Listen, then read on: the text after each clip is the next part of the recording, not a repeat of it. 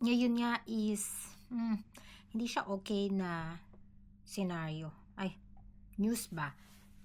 Um, Na-diagnose nga tayo ng gallstones. Actually, yeah, meron tayong gallstones sa gallbladder natin.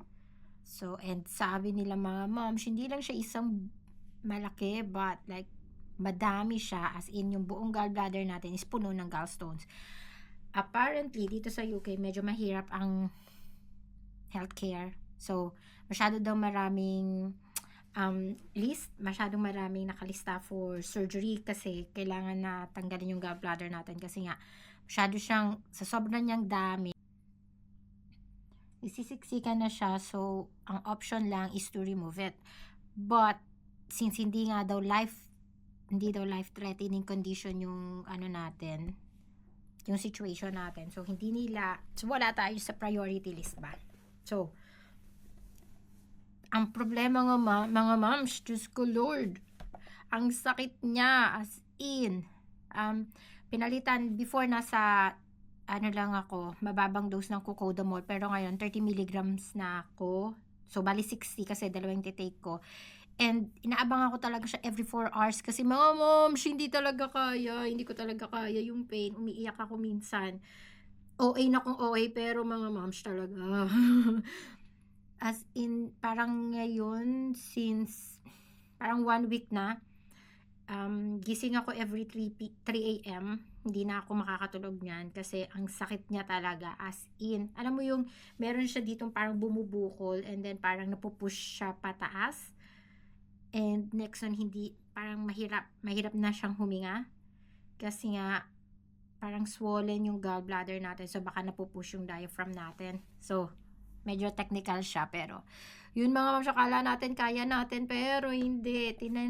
So, sabi ko, baka naman kakayanin yung private na operation, na surgery. Tiningnan ko, kala ko mga 500 lang. Mga moms, nagre-range siya ng mga 4 to 7K. Saan naman natin kukunin yun?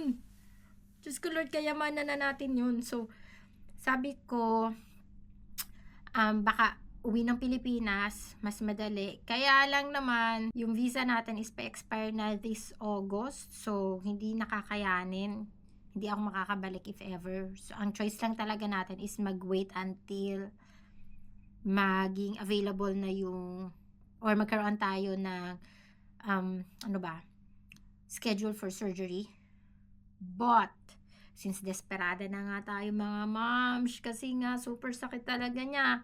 So, naghahanap tayo ng alternative. Then, nakausap ko yung pinsan ko. Sabi niya, apple cider and apple juice might help. Kasi yun yata yung ginamit ng father-in-law niya. So, itatry natin mga moms. Babalitaan ko kayo. So, kung meron sa inyong nakakaranas ng ganito, tips naman po. Kasi mukha lang akong hindi in pain, pero in pain talaga ako mga ma'am. Sobrang sakit niya, as in, affected na yung quality of life ko. Pero, kinakaya natin. So, change na din yung diet.